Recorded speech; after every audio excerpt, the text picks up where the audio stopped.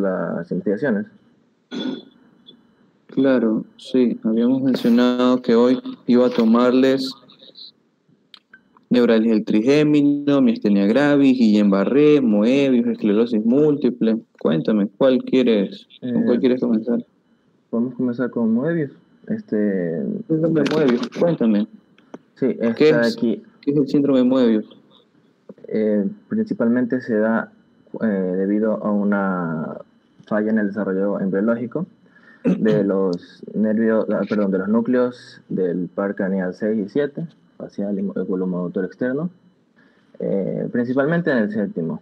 Esto se debe a, de manera clínica, manifestación clínica, se presenta una inexpresividad en la cara debido a la agenesia o aplasia de este nervio del séptimo par ¿Qué craneal. es agenesia y qué es aplasia? Ya, agenesia es que Para no tus se compañeros. haya, agenesia es la de que no que el hecho de que no se haya generado lo que es el par y aplasia es lo que es desarrollo incompleto, o sea, son Ok. similares. Eso, y luego para hablar sobre el síndrome de Moebius tendríamos que tener en cuenta cuál es la razón. ¿Por qué se da esta genesis, esta aplasia? Ya, se dice, hay teorías, pero no hay nada definitivo. Se dice, por ejemplo, que hay factores externos, el momento de que la madre se encuentra en estado de gestación, por ejemplo, estadísticamente se dice que la mitad de las madres que tienen hijos con síndrome de Moebius toman misoprostol. Misoprostol. Sí, misoprostol. ¿Qué Este, es el misoprostol? es un fármaco que habitualmente provoca contracciones uterinas y es utilizado para el aborto. Abortivo, ajá. Abortivo, sí. También, esta es una de las teorías, también se puede hablar de que existió, por ejemplo, un accidente de tránsito, la madre sufrió un accidente de tránsito y sufría de hipotensión por las hemorragias que tuvo. Entonces también se da un proceso isquémico a nivel del desarrollo de estos pares craneales, que sería, si no me equivoco, una protuberancia. Entonces no se van a desarrollar de manera correcta y bueno, no se va a presentar su funcionalidad, que sería toda la parte motora de la cara. Listo. ¿Cuáles serían las manifestaciones clínicas? Con esa pregunta termino. Ya. Manifestaciones clínicas, hay una parálisis bilateral de la cara facial. También una falta de lo que es el movimiento lateral del ojo, debido al sexto pequeñal, y se da lo que es la cara de máscara, que es una cara inexpresiva. También se puede dar dificultad a la hora de la masticación, no se presenta la sonrisa, no se pueden... una cara inexpresiva. También se puede dar hipotonía en los primeros meses de desarrollo. También hay dificultad para lo que es la articulación de palabras debido a que no se puede mover la comisura labial. Asimismo puede producirse caries porque la saliva ¿cómo se llama? A salirse de la boca porque no se puede manejar la comisura Listo, facial. Manuel, gracias. Gabriela Cajo no está, cero. Mariana Calle.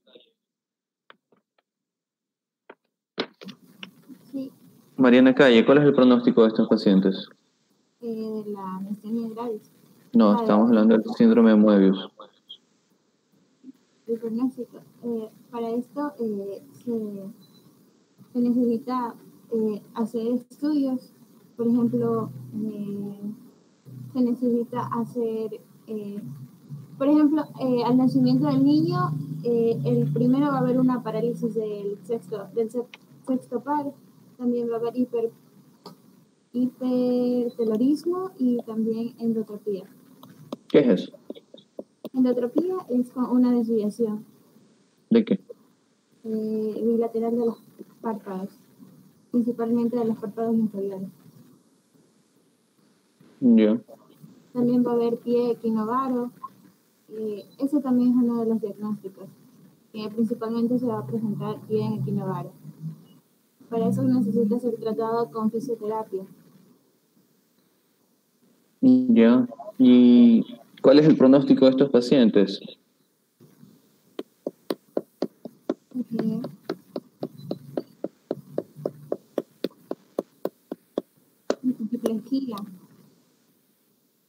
Diplejía, parálisis. Cuando me refiero a pronóstico, ¿sí sabes a qué me refiero o no? El diagnóstico.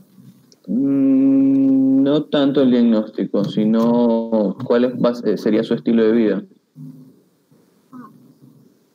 Yo leí que ellos no tienen un buen estilo de vida. Para eso incluso tienen que necesitar terapias psicológicas, y también necesitan la adaptación de muchas personas por los síntomas que ellos tienen. ¿Y cuáles son los síntomas? Como dije, pie en equinovaro, parálisis del sexo par, diplejía.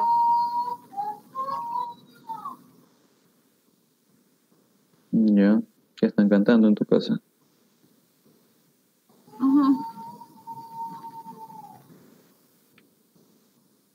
Dale, por último, la última pregunta, Mariana, referente al tema del tratamiento no farmacológico, ¿cuál sería una de las intervenciones que se realizan? Ya, terapia física para tratar el pie en equinovaro, y también puede ser abordaje psicológico e integración social. Y también se le puede, mediante umbrales auditivos, porque también tienen problemas como la visión. Bueno, vamos con Doménica Guayamada. Gracias, Mariana. Buenos días, doctor. Buen día. A ver, cuéntame sobre el tema de neuralgia del trigémino. ¿Qué es la neuralgia del trigémino? ¿Qué se ve afectado? Ya, la neuralgia del trigémino es una enfermedad que se provoca por la afectación del quinto par craneal, que es el trigémino. Esto se va a producir esto va a producir en el paciente un dolor intenso en la parte del trigémino y de todas sus ramas. Generalmente es unilateral, en pocos casos se da bilateral, y cuando es bilateral, igual cada parte, o sea, la derecha va a tener una evolución distinta a la izquierda. La neuralgia del trigémino se van a causar, como dije, esos dolores intensos, pero no van a ser, van a durar de segundos a máximo 2 minutos. Pero luego paran, y estos pueden volver desde días, horas o hasta incluso meses. ¿Qué se ve afectado? El quinto par craneal, la parte facial. No, sí, pero ¿qué área del rostro se ve afectado? O del cuerpo, no sé, de la mano, del pie. ¿Qué se ve afectado? Se ve afectado al momento de... En los ojos, en la nariz, en la boca, en la oreja, en las manos. ¿A dónde se ve afectado? Se ve afectado la parte de los ojos. ¿Por qué? Y la parte, por una de las ramas del trigémino, que es la oftálmica. Y Ya. la parte mandibular también, porque esa es otra de las ramas del trigémino. Y va a tener incapacidad al momento de masticar o al momento de la deglución. Ya. Ya, en cuanto a la etiología, esta enfermedad se produce por un daño en la vaina de mielina del nervio.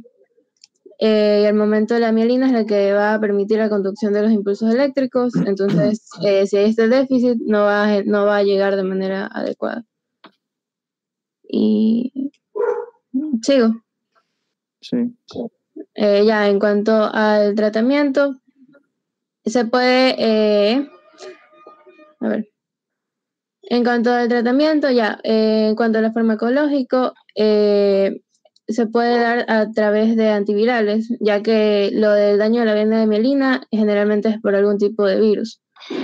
Y en cuanto al tratamiento que no sea farmacológico, sino quirúrgico, se puede dar el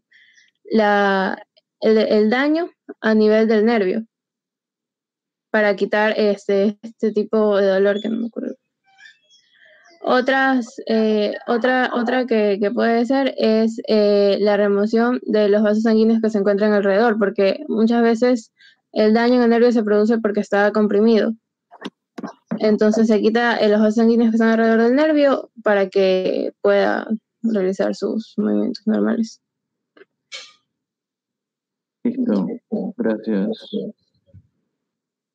Vamos con... A ver, Doménica muy amable.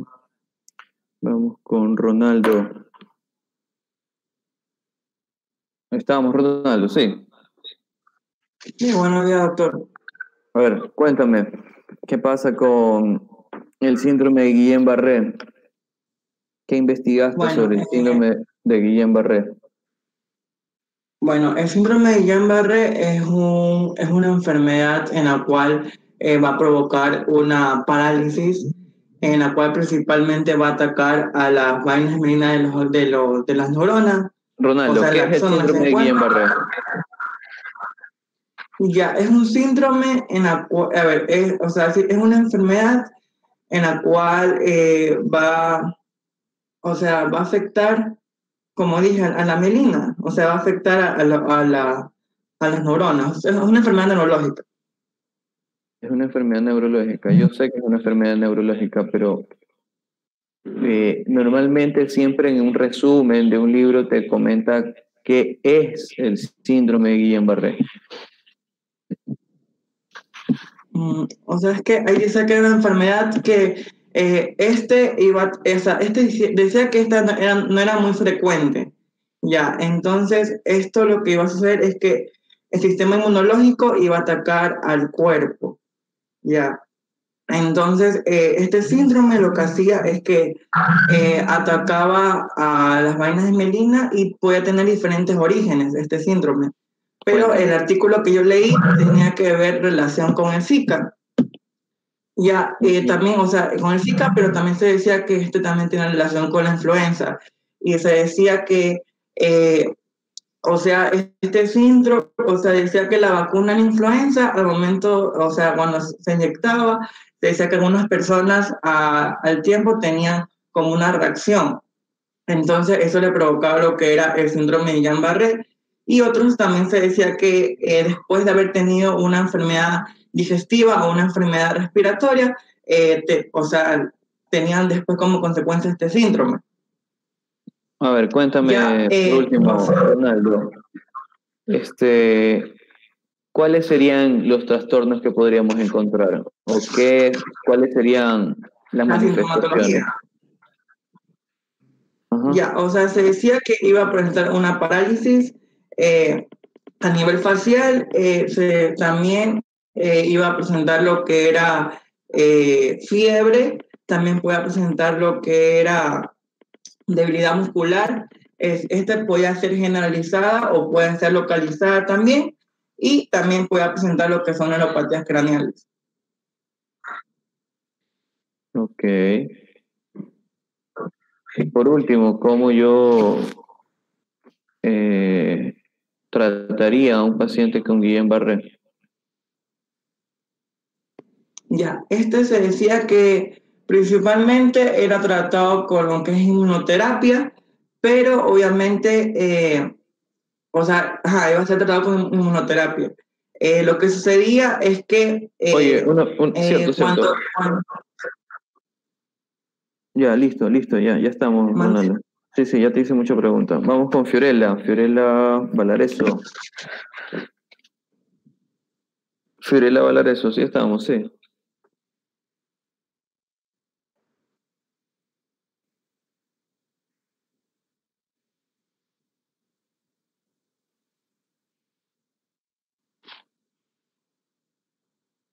¿Qué pasó, Fiorella? Hay un botón rojo abajo que dice desactivar micrófono.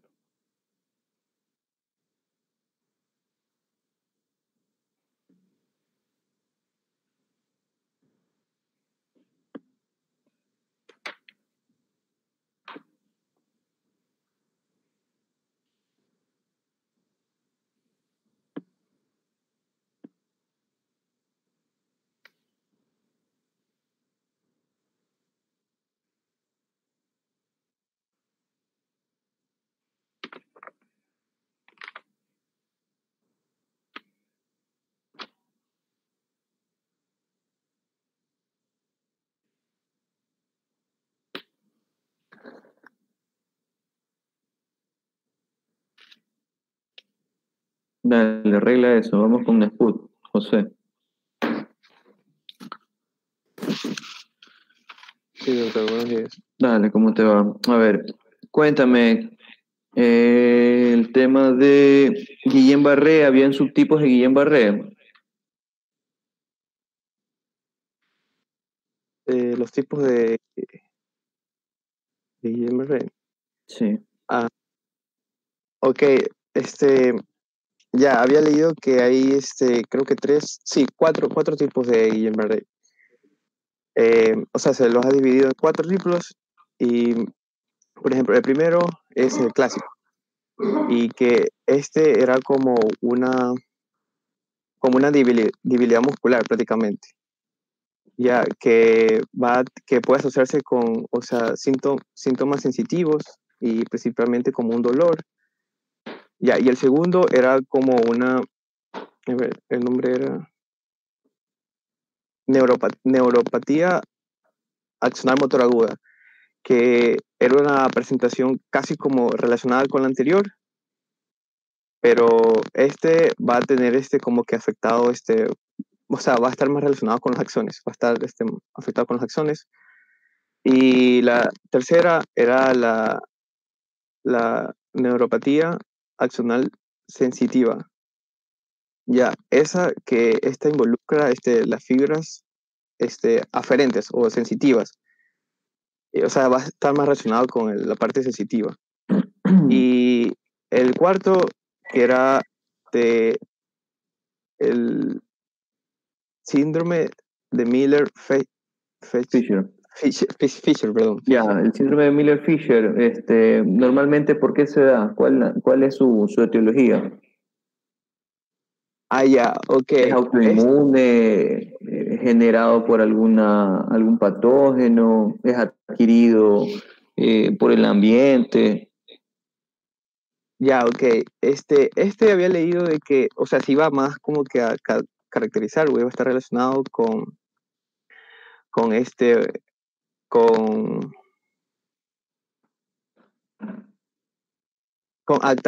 creo que es, ajá, ataxia y areflexia, o sea, ajá, con ataxia y reflexia. Bueno, ataxia es lo que es un signo clínico que está relacionado por provocar descoordinación en el movimiento de las partes del cuerpo, ya sean hombre o animal.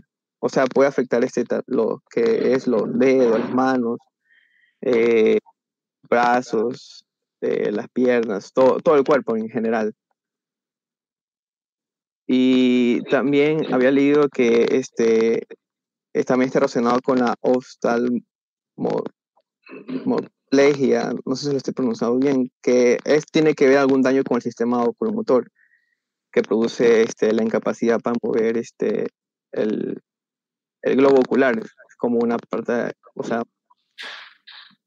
parálisis, más o menos por decirlo así, Ya. de los músculos oculares. Ya podemos decir de que está afectado como que el nervio oculomotor, ya, que es el que se encarga de inervar esta Listo, parte Nesput. Gracias. visual y de los. Okay. Ya, Fiorella, ¿arreglaste? Sí, Dale, a ver, cuéntame sobre el artículo que envié sobre el síndrome de Guillain-Barré asociado al virus Zika. ¿Qué comentaba este artículo? ya, este artículo comentaba que, bueno, hicieron un caso entre 80 o 60 personas. Fue un estudio en un hospital de Colombia y se decía que las personas que presentaban el virus del Zika, algunas de ellas también estaban presentando este síndrome. Además de esto, el diagnóstico se lo dio mediante. Fiorella, una pregunta. ¿Y cuáles son? Dime 3 manifestaciones clínicas del Zika y 3 manifestaciones clínicas de Guillain-Barré. Ya. Las manifestaciones. 3. 3 de Zika y 3 de Guillain-Barré. 1, 2, 3. ¿Cuáles son? Ya, fiebre, Del Zika, fiebre, erupciones, Erupciones. erupciones ¿Erupciones a dónde? en el cuerpo, en la piel. ¿Ya? Y dolor de cabeza, dolor muscular también. Ok. Rash generalizado se dice a las manifestaciones cutáneas. Sí. Y en cuanto al Zika,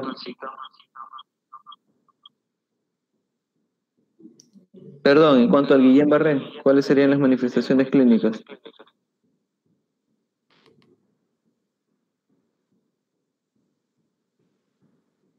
Mm, ahí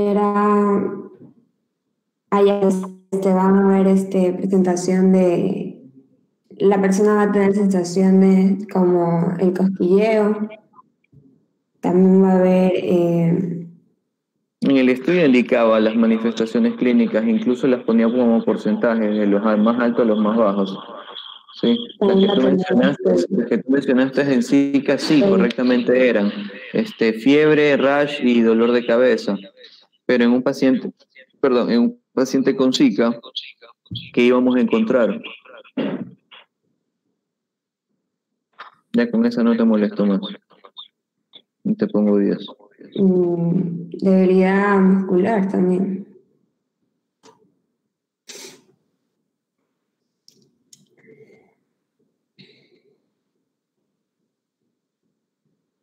¿Qué más?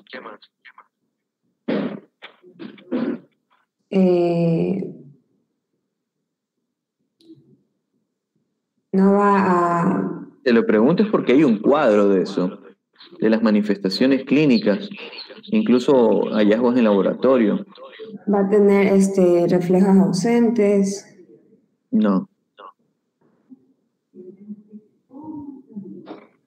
Tenía parestesia, tenía parálisis ascendente.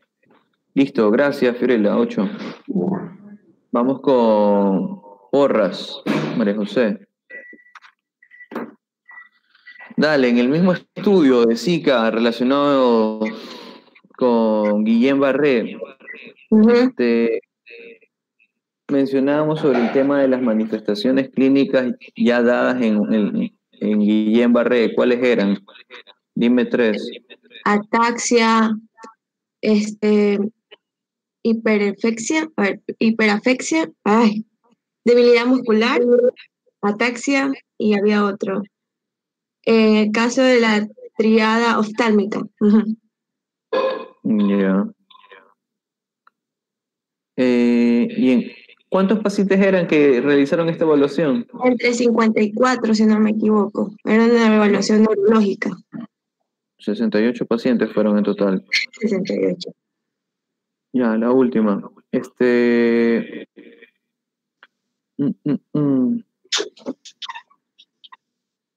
Bueno, ¿y cuál fue la prueba que realizaron para el tema del Zika? La prueba que realizaron. Ujú. Hicieron un test para identificar Zika.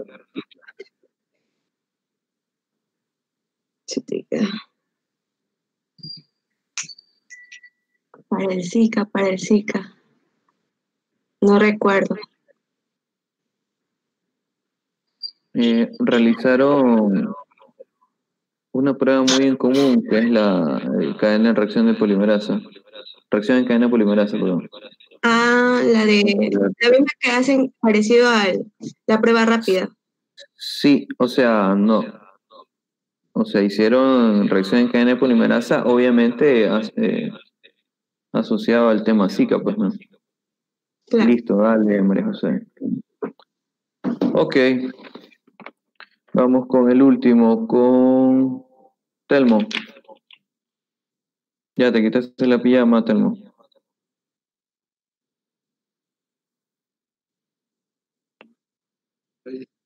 Dale. Sí te cuidan a ti en tu casa. Dale, que ves cómo te engríen a ti. se ponen ellos la pijama. Dale, listo, entonces. Ya, ok. Vamos con el tema de miastenia gravis. Cuéntame con el tema de miastenia gravis. ¿Qué es la miastenia gravis? ¿Qué sucede con la miastenia gravis?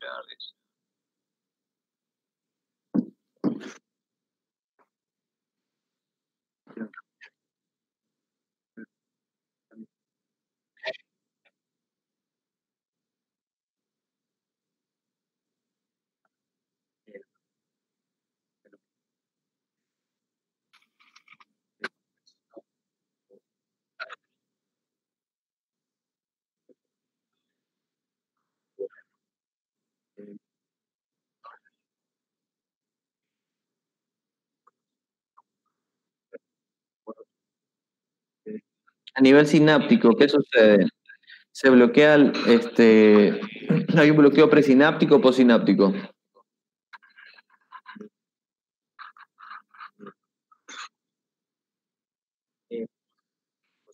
Postsináptico, ok.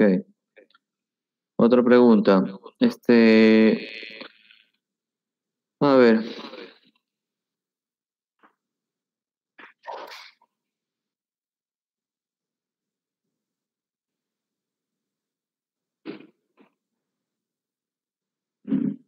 Indícame 3 manifestaciones clínicas de miastenia gravis. Sí. Me dijiste debilidad muscular hace un rato, pero exactamente ¿a dónde generas tú una debilidad muscular?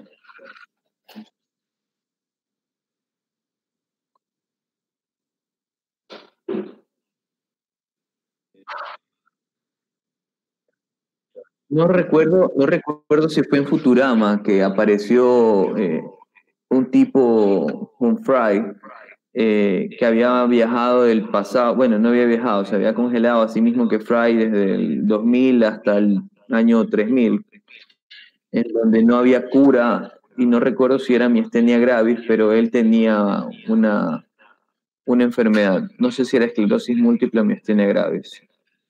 Un man charlatán, no sé si vieron Futurama ustedes, pero tenía como clásico algunas manifestaciones clínicas. Cuéntame nuevamente, ¿cuáles serían esas manifestaciones clínicas? Y ya no te molesto más. Ajá,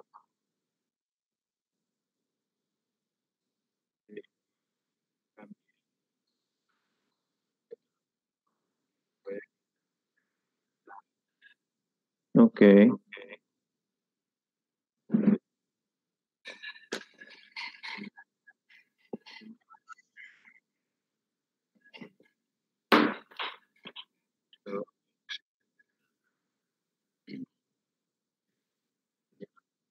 ¿Y cuál es la manifestación clínica preocupante? Ya con esto te termino.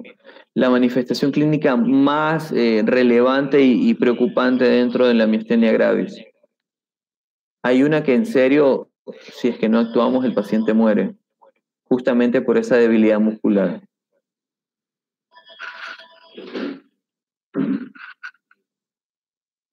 Sí.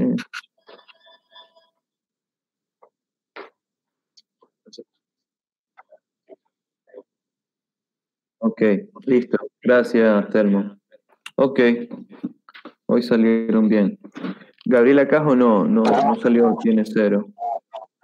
Doctor, a mí no me ha preguntado. Doctor, a mí no me ha tomado tampoco. Déjame ver. Sí, es verdad, me falta Dalia Carrera y Betsabe Muñoz.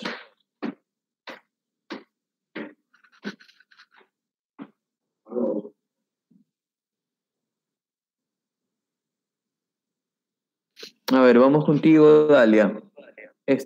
¿Cuál sería el diagnóstico o cómo llegaría el diagnóstico de la miastenia gravis? ¿Qué realizaría?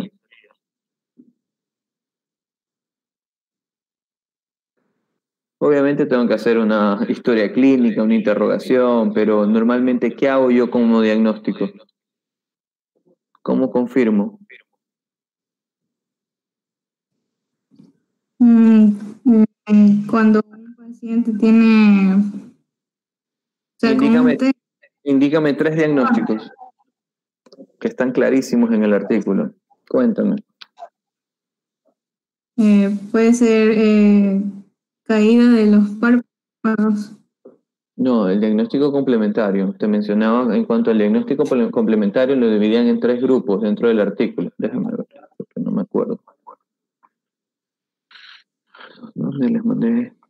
Acá está. Que lo de test de anticuerpos específicos, eso. Cuéntame. Sí, ahí dice, para confirmar a su fecha clínica, bla, bla, bla, bla, ni sé cuánto, se dividen en 3 grandes grupos. ¿Cuáles son esos grupos?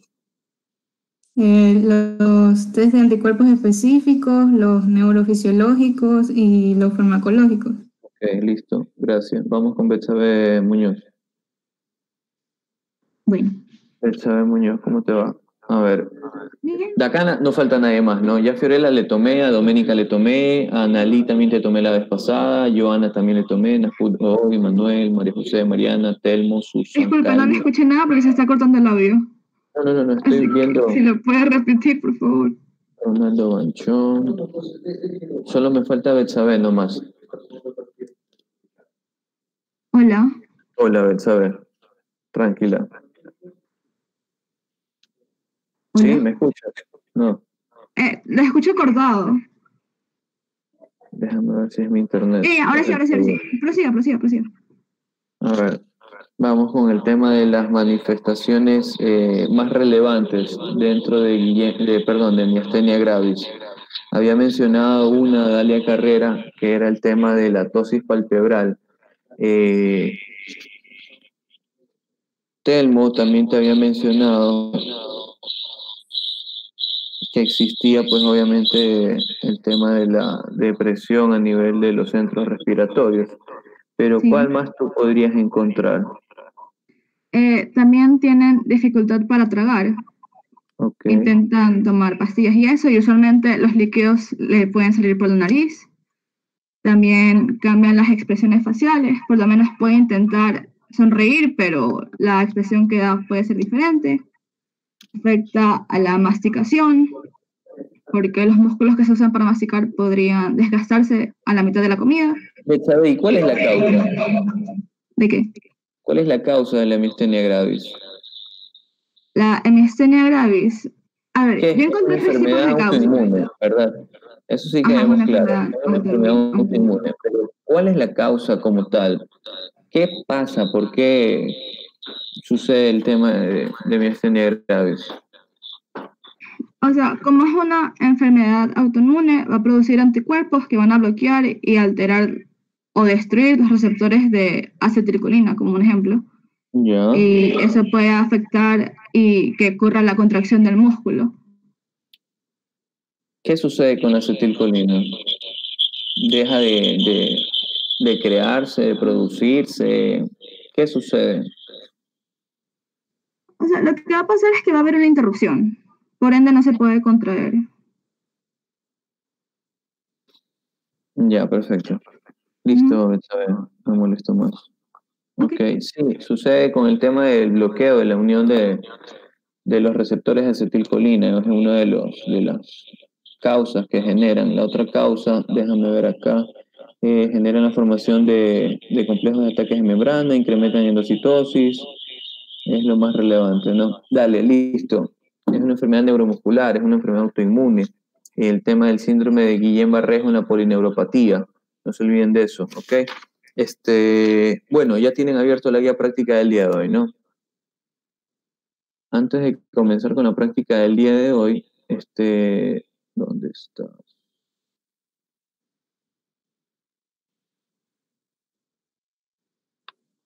Antes de comenzar con la práctica del día de hoy, sí quiero repasar algunos temas a tener en cuenta dentro de la teoría, que son el tema de potencial de membrana y potencial de acción. Yo no sé si a ustedes ya les comentaron esto en María José, ¿les comentaron esto ya con el doctor Ferretti? Sí, doctor. Sí, a ver, normalmente existen potenciales eléctricos a través de las membranas, pues no, dentro de todas las células del cuerpo, eso sí queda clarísimo, ¿no? Pues gran parte de estas células pues generan impulsos eléctricos y también generan impulsos químicos. Eso clarísimo, y lo vimos la semana pasada al momento de generar, ¿cómo es que se llama esto? Se me fue. Impulsos eléctricos, químicos en cuanto oye, se me fue la palabra, no son reflejos, son... Estímulos. Estímulos, exactamente. Obviamente estos impulsos pues van a necesitar y van a tener la transmisión de señales, pues, ¿no? A través de las membranas de los nervios y obviamente con la unión de los músculos. Entonces, para introducir un poco el tema de potenciales de membrana y potenciales de acción, existen algunos tipos. Está el tema de las potenciales de membrana provocados por difusión.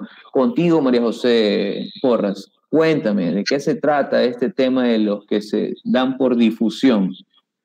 La difusión simple y la difusión pasiva, si no me equivoco. A ver, existe el potencial de membrana por difusión, ¿sí? ¿Recuerdas de qué se trataba esto? Si no me equivoco, era la entrada de calcio y había una despolarización de potasio. Bueno, es producido por una diferente concentración iónica a los dos lados de la membrana, exactamente.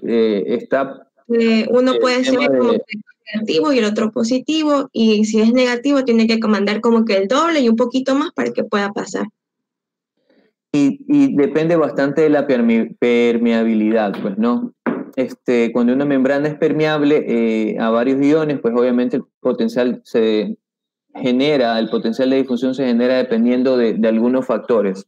Como tú mencionabas, si es positivo o negativo, el tema de la polaridad de la carga eléctrica de estos iones. Sí, mucho ojo con eso. Son 3 factores en el cual yo tengo que observar como tal el potencial de difusión se genere. Y depende de 3 factores. Si desean, anótelos. Déjame ver, para no equivocarme al momento y no decirle barrabasadas a ustedes. Sí, exactamente. El primero es la polaridad que tú habías mencionado, María José, el tema de si es positivo o negativo, la polaridad de la carga eléctrica de cada uno de estos iones, ¿sí? La segunda es la permeabilidad que tiene la membrana, ¿sí? Para los iones. Y la tercera es la concentración de los iones tanto en el interior como en el exterior de la membrana. Mucho ojo con eso. Repito, el primero que lo había mencionado María José es si es negativo o positivo, es la polaridad de la carga eléctrica de cada uno de los iones. El segundo es la permeabilidad que tiene la membrana para estos iones. Y el tercero es la concentración de los iones tanto en el interior como en el exterior de la membrana. ¿Ok? Sí está clarísimo esos 3 factores. Pues se me fue el nombre.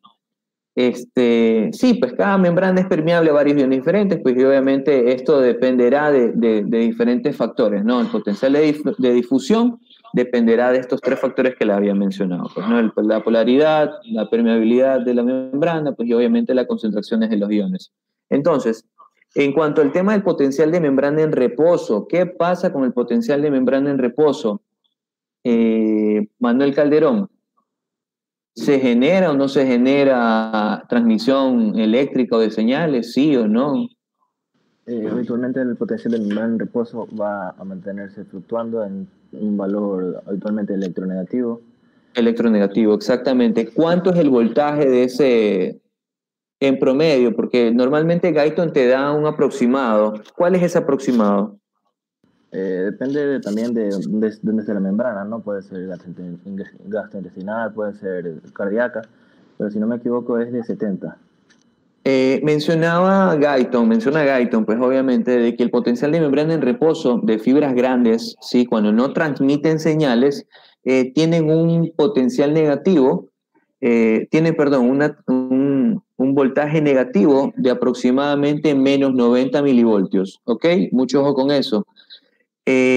Asimismo, pues los potenciales de difusión que se produce, la difusión como tal de sodio y potasio, que lo había mencionado también María José, tienen un potencial de membrana también negativo. Repito esa parte, si el potencial de difuso están aislados, estos potenciales producen la difusión de sodio y potasio, este potencial de membrana va a ser negativo de menos 86 milivoltios, ¿sí? Esto obviamente es determinado por la difusión de potasio.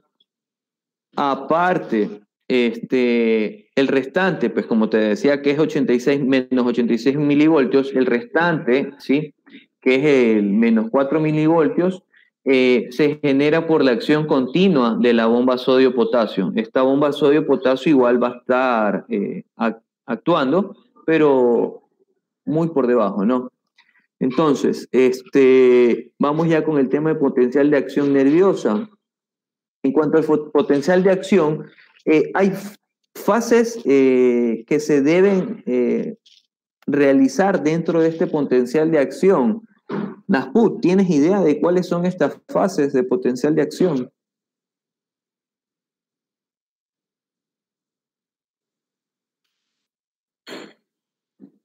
No, ni idea. Son 3 fases claras. No estoy tomando lección, por si acaso. Ronaldo.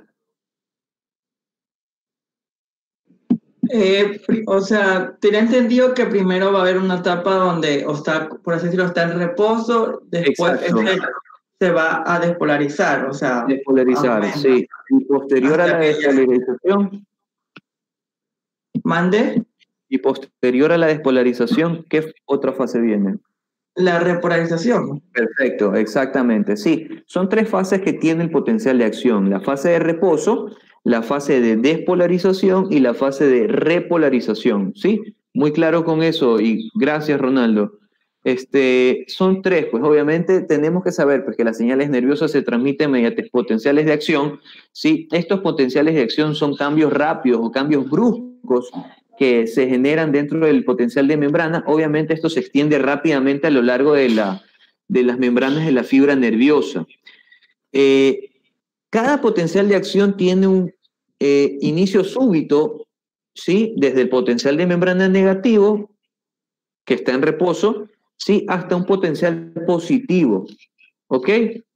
Y obviamente esto termina ya con un cambio igual o rápido hacia un nuevo potencial negativo. Sí, esto es un círculo. Las fases, pues como lo había mencionado Ronaldo, pues es la fase de reposo, la fase de despolarización y la fase de repolarización. Hay unos gráficos muy buenos en Guyton en donde te indican cómo empieza esta situación, cómo se activa o cómo se inactiva, pues, ¿no? En cuanto al canal de sodio y potasio, Analí. Sí, Analí. ¿Tienes idea de cómo se activa esta bomba sodio-potasio?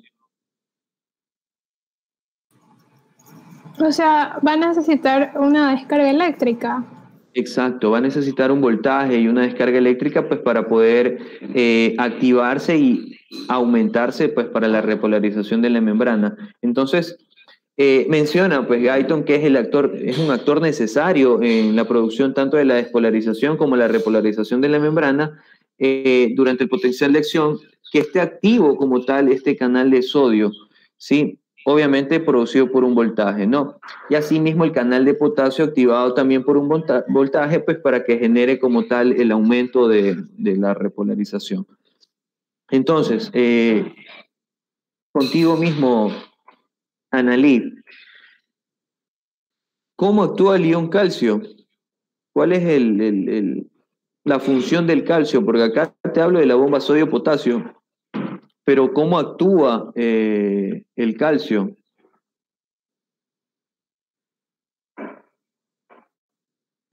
No recuerdo. ¿Con quién coopera o con quién actúa el calcio? ¿Con el sodio o con el potasio? Con el sodio. No. Actúa directamente el calcio con... Sí, perdón, sí. Perdón un rato. Sí, exactamente. El calcio actúa directamente con el sodio, sí, o coopera, sí, para generar, pues, obviamente, mayor potencial de acción, pues, ¿no? ¿Qué sucede con con la bomba de potasio? La bomba de potasio, sí, bombea iones de calcio desde el interior hacia el exterior de la membrana, sí. Asimismo, existen canales de calcio que están activados por el voltaje. Estos canales de calcio son ligeramente permeables al sodio pero vamos a encontrar, y normalmente tú vas a encontrar iones de calcio en diferentes músculos. Por ejemplo, vas a encontrar iones de calcio en el músculo cardíaco y también en músculos lisos, ¿ok? Entonces, para que inicie un potencial de acción, ¿cómo empezaría toda la fase? Ya habíamos mencionado que esto es un círculo continuo, Mariana. Esto es un círculo continuo. ¿Sí vieron esto, no? Me imagino que esto tuvieron que haberlo visto. Creo que es el capítulo 7 u 8 de Guyton, no me acuerdo. Sí. Yo tengo entendido que para que se inicie la despolarización necesita salir sodio y de ahí pasa a la repolarización, que es la entrada de potasio. No te escuché, no sé si puedas acercarte un poco al micrófono porque está súper bajo. Tengo entendido que para que se realice la despolarización se necesita entrar sodio, mientras que para que haga la repolarización necesita salir potasio. Primero tiene que haber algún estímulo que provoque esto, ¿sí? Nunca se olviden esto, tiene que haber un estímulo que genere como tal la provocación, el inicio del potencial de acción. Una vez que haya un estímulo, provoca pues obviamente la elevación del potencial de membrana de menos 90, que es negativo, pues recordemos, de menos 90 milivoltios hasta 0. Esto genera que se abren los canales de sodio, ¿sí? Producto de la activación por el voltaje, ¿no? A su vez, esto permite que ingresen los iones de sodio, ¿sí? Aumenta el potencial de membrana, se produce el cierre de los canales de sodio, se aperturan los canales de calcio, pues, y finaliza el potencial de acción. Y esto es rápido, es súper rápido. Pero, asimismo, hay un umbral, siempre tiene que haber un umbral de esto.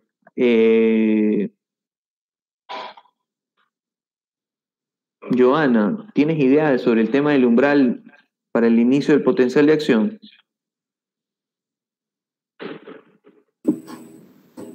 O sea, después de que ya hace el proceso del potencial de acción, tiene que llegar a un potencial de umbral para después la despolarización.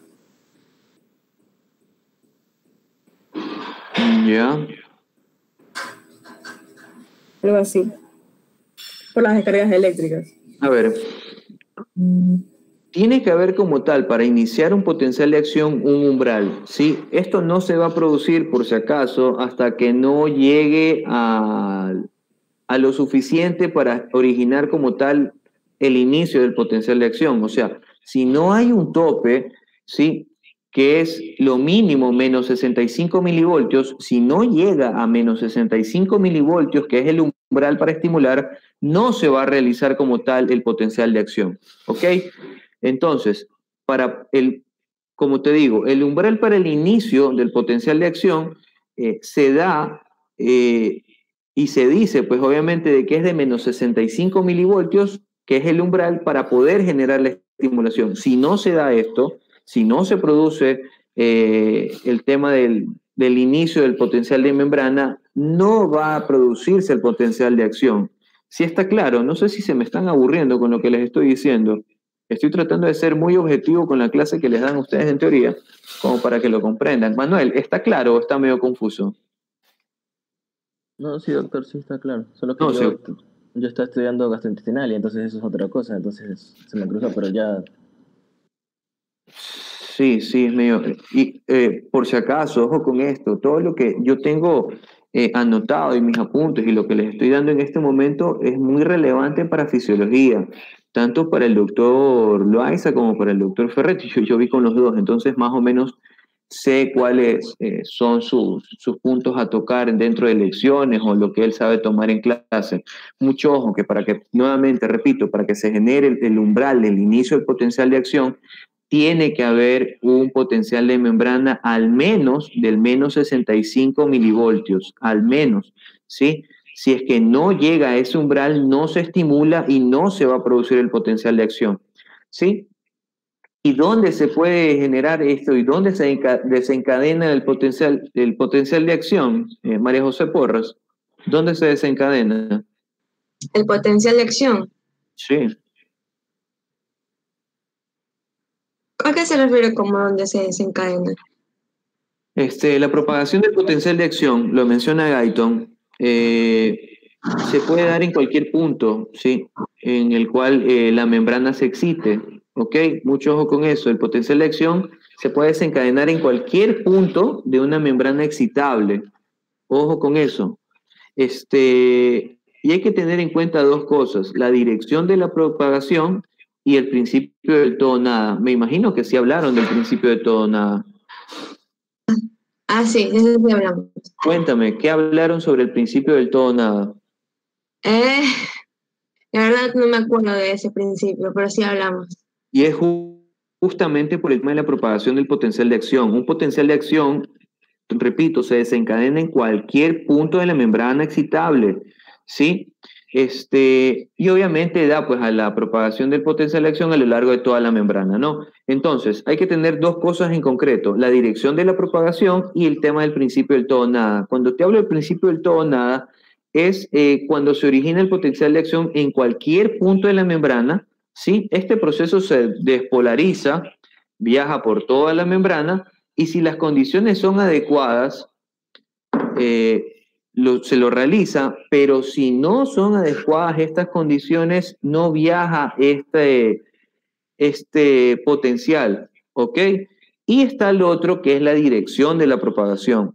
¿Sí? Una membrana excitable, una membrana que se generó un estímulo, va a tener como tal, bueno, pues como está excitada, pues no va a poder, a ver cómo te lo explico. Va a poder viajar durante todo, o viajará en direcciones, ¿cómo te puedo explicar? Es un potencial que viaja a lo largo de toda la membrana, pero mientras va alejándose, va perdiendo un poco el tema del estímulo. En cuanto a dirección de propagación, la membrana excitable no tiene una dirección de propagación única, ¿sí? Sino que el potencial viaja a todas las direcciones, en concreto, ¿sí? Y se menciona también que mientras más se va alejando, el estímulo va a ser menor. ¿Ok? No sé si quedé claro o quedó confuso. Traté de ser un poquito medio... No sé si se quedó claro. Sí. Joana, ¿sí está claro? Sí, está claro. Sí, Fiorella.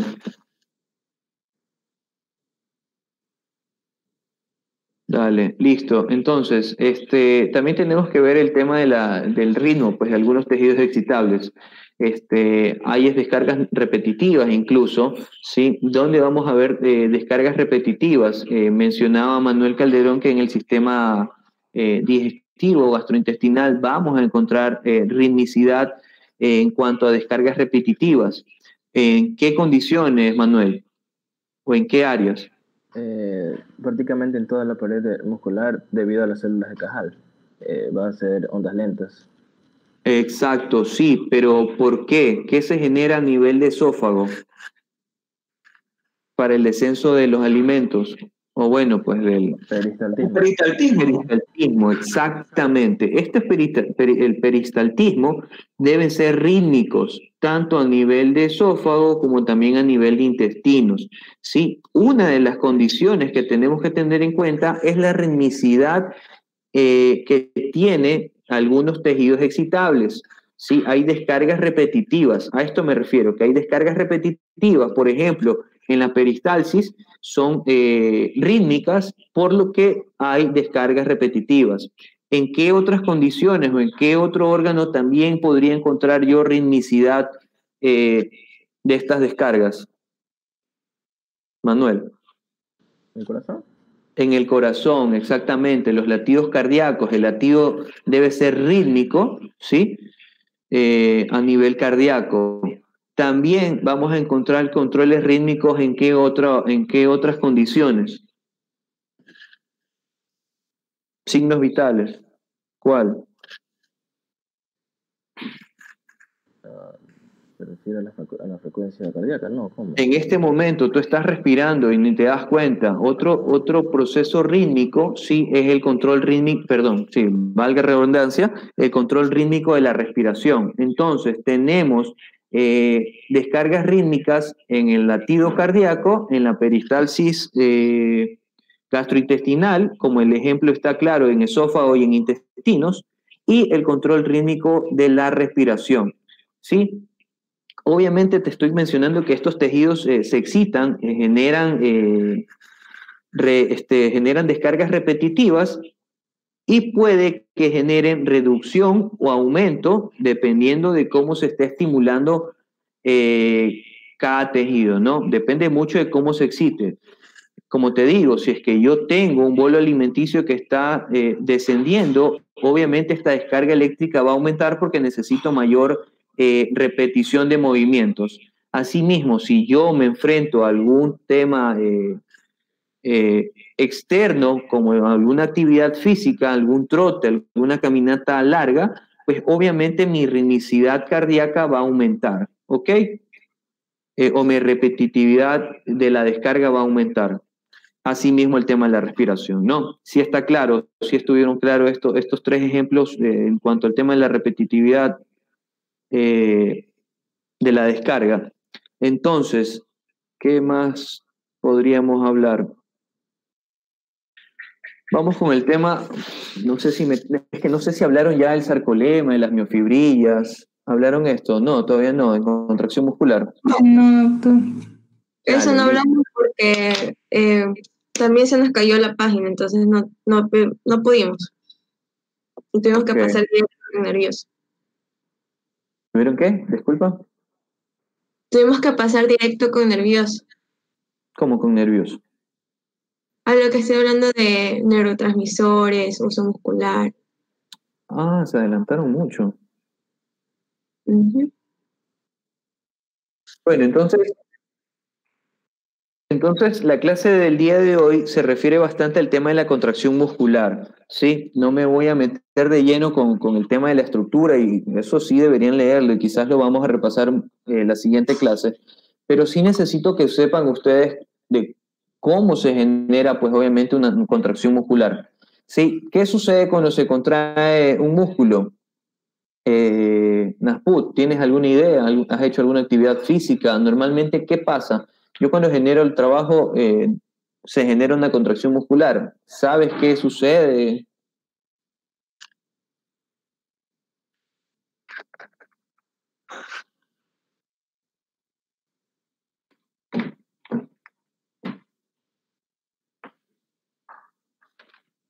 No es puta idea.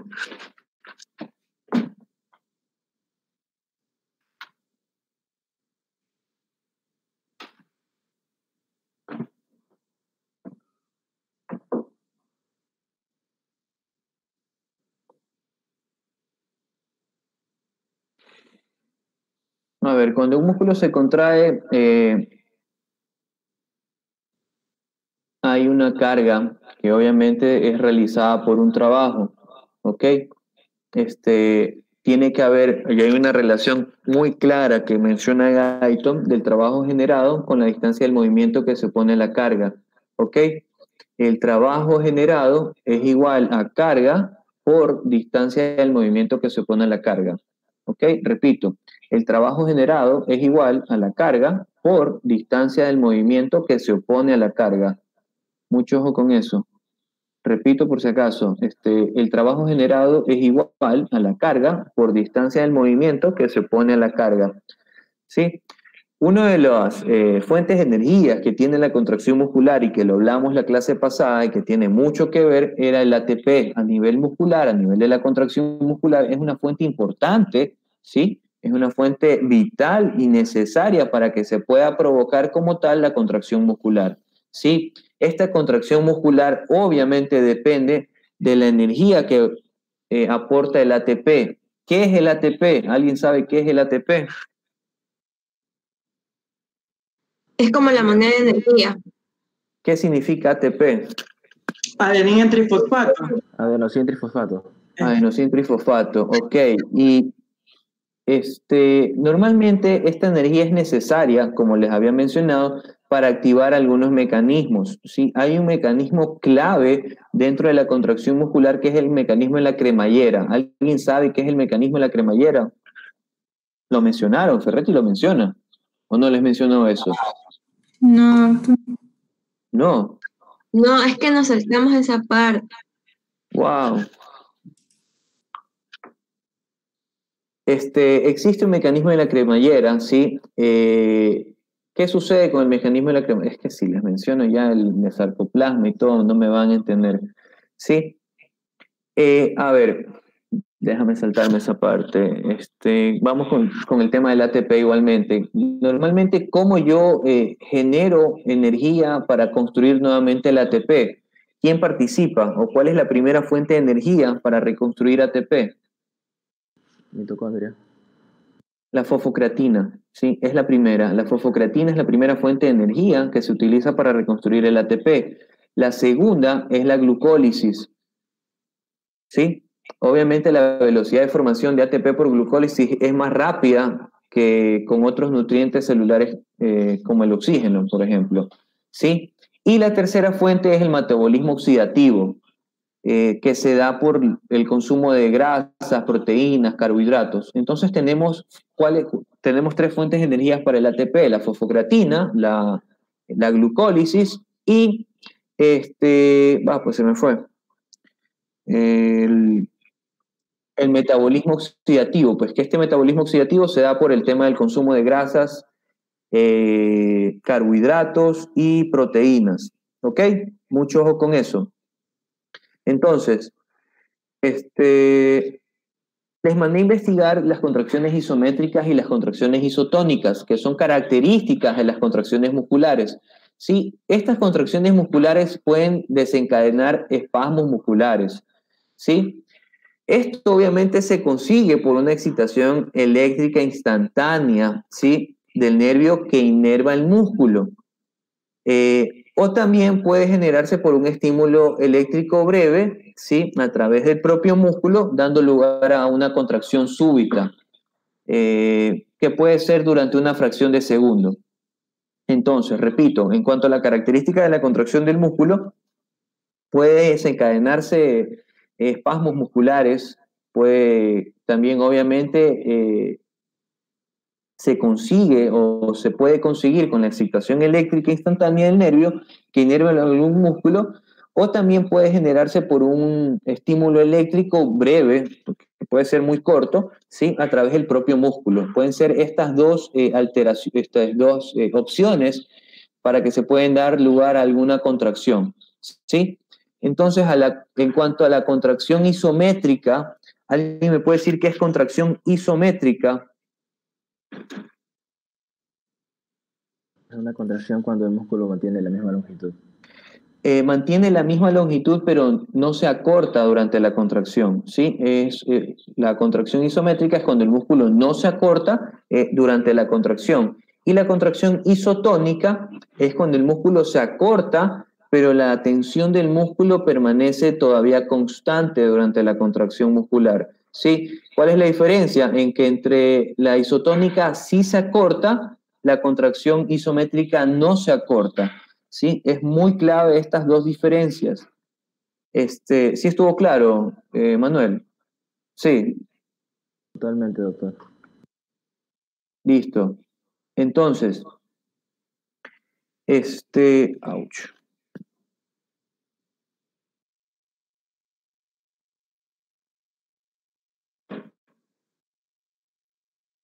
Entonces, ¿qué sucede con el tema de la mecánica de la contracción muscular? Normalmente vamos a observar contracción del músculo esquelético. Es un ejemplo claro y es lo que es parte de la clase del día de hoy. Habían términos que yo necesitaba que ustedes los puedan revisar, que están incluso en Guyton, las habían comentado. Uno de ellos era el tema del efecto de Treppe, el fenómeno de Treppe, o efecto en escalera de Treppe. ¿Sí? Fiorella, ¿revisaste lo que era el fenómeno de Treppe?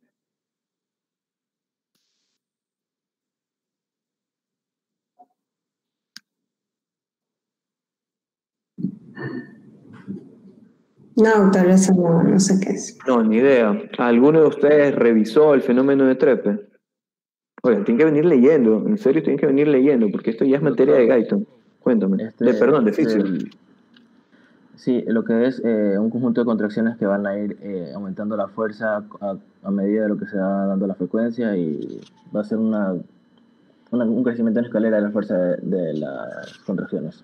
Sí, como lo dice el nombre, fenómeno de Trepe o fenómeno de escalera. Trepe es el que encontró, pues obviamente, y generó este concepto. Sí, pues es cuando el músculo comienza a contraerse después de un periodo de reposo prolongado.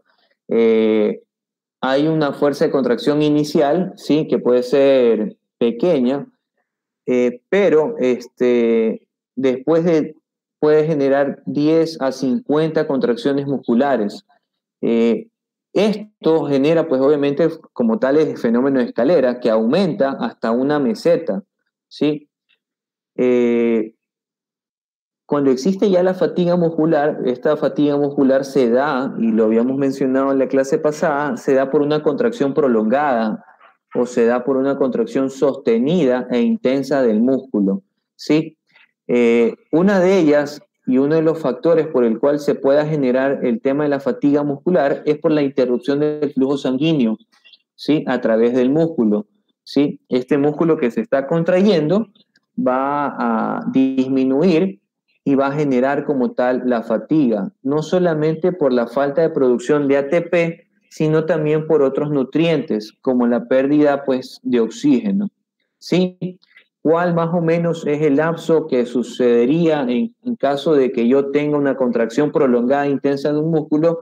Hay un estudio que menciona que entre 1 minuto y 2 minutos yo puedo generar una fatiga muscular, obviamente por un estímulo prolongado, un estímulo no es pulsátil, constante, ¿sí?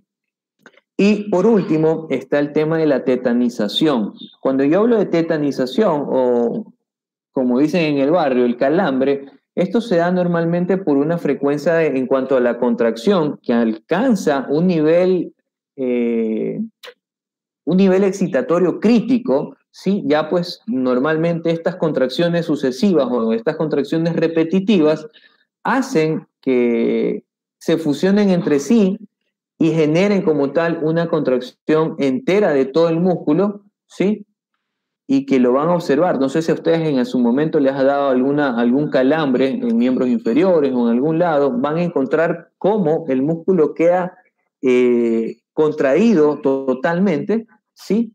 Y posteriormente van a poder tener el tema de pues obviamente ya que termina el calambre, ya se hace suave, ya las contracciones es más suaves y continuas, después obviamente de esta fase de tetanización, ¿sí? ¿Qué normalmente sucede con esta fase de tetanización? ¿Qué se ve alterado fisiológicamente? ¿Alguien sabe? Manuel, ni idea. O sea, ¿a qué se refiere con la pregunta? ¿Cómo que se ve alterado? Al momento de la tetanización, sí, tiene algo que ver con el ácido láctico. ¿Acumulación del ácido láctico, o sea, de calambre? Exacto. Hay otro tema que también teníamos que tomar en cuenta, que es cuando existe como tal un remodelado del músculo, y lo van a ver muy, muy claro en pacientes o en deportistas, de que generan como tal un remodelado en cuanto a su función del músculo. Por ejemplo, hay pacientes que generan hipertrofia muscular y van a encontrar como tal el aumento de la masa del músculo, sí, pues obviamente debido al aumento del número de filamentos de actina y miosina. Muy claro con eso. ¿Qué sucede en una hipertrofia muscular? Hay aumento del número de filamentos de actina y miosina en cada fibra muscular. Ojo con eso, ¿sí? Aumenta la actina y la miosina en cada fibra muscular. Esto yo lo llamo hipertrofia de las fibras, ¿sí? Que obviamente se generan, pues, tantas fibras que aumentan, pues van a generar como tal una hipertrofia de todo el músculo, ¿no? Incluso puede generarse una hipertrofia mayor de lo normal, ¿sí? Que van a encontrar muchas personas que estén en estos grupos, ¿no? También existe el tema de la atrofia muscular, que es lo contrario con la hipertrofia muscular. Esto se da cuando algún músculo o alguna parte, algún área del cuerpo humano que tiene musculatura, pues no se utiliza durante algunas semanas, y me refiero a que no se utiliza, que son pacientes que están en cama o que están hospitalizados, que están en UCI y que por lo tanto no tienen esta actividad muscular incluso para caminar al baño o para subir las escaleras, y van a generar en un lapso de semanas el tema de la degradación muscular. Pues no. ¿A qué se debe esta atrofia muscular? Pues hay una proteína que es reguladora, que marca las células para una degradación, que es la ubiquitina. Ubiquitina. Déjame ver, antes de darles un dato erróneo. Exacto, sí, la ubiquitina es una proteína reguladora que básicamente marca las células que serán diana para una degradación proteasómica. ¿Sí? Les voy a copiar justamente esto para que lo tengan en cuenta, porque sí, en algún momento me salió esa pregunta a mí.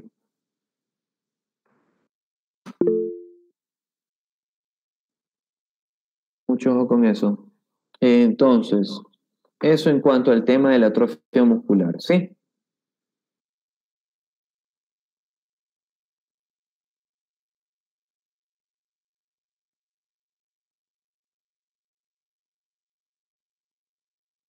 Listo.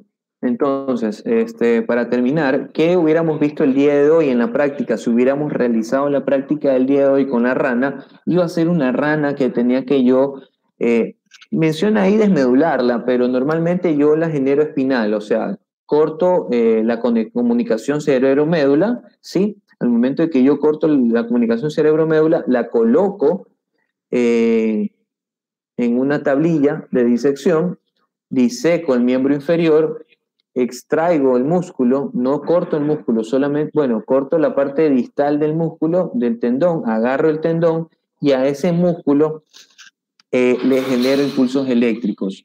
¿Sí? El impulso eléctrico que yo genere depende mucho del voltaje que voy a realizar. Si yo genero un voltaje muy bajo, no voy a generar un impulso eléctrico y no va a haber una contracción muscular, ¿sí? Y esto es llamado riobase. Cuando yo genero riobase, es el mínimo estímulo que genero para poder obtener un estímulo eléctrico o un estímulo, ¿sí? Es el mínimo de estímulo que yo genero para obtener un resultado. En cuanto a cronaxia, es el mínimo de tiempo, ¿sí? El mínimo de tiempo que yo genero para poder tener una respuesta. Normalmente se indica que la cronaxia es el doble de una riobase, ¿ok? Está el tema también, bueno, pues ya hablamos de ese tema de fenómeno de Treppe y todo eso, pero sí, normalmente de eso se trataba la práctica del día de hoy, poder observar, obviamente, cuál sería el voltaje que utilizaría para generar mi riobase y cuál sería mi tiempo, ¿sí? Para poder generar como tal la cronaxia. Como les mencioné, la cronaxia es el doble de una riobase, me refiero a que tenía que duplicar el milivoltio, ¿sí? Para poder generar como tal esta cronaxia, ¿sí? Listo.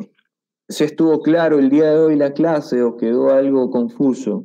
Traté de ser lo más objetivo posible.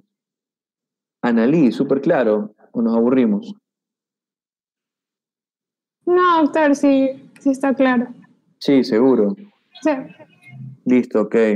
Eso es en cuanto a la práctica número 3. Sí necesito que todo lo que se mencionó el día de hoy lo pongan en observaciones y conclusiones, y gráficos no va a haber. Obviamente no van a haber, pues porque no se ha realizado la práctica, pero sí tener muy en cuenta los términos y conceptos que hemos hablado el día de hoy, ¿ok? Mucho ojo con eso.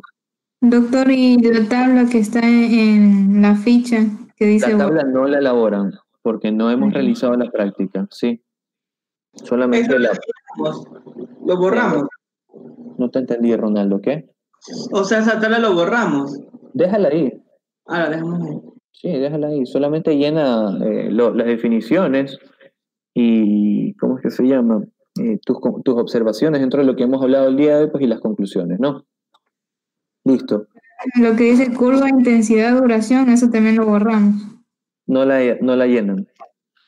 Esa es la que menciona Ronaldo, esa no la llenan. Listo, claro, entonces, Mariana, sí, estuvo claro.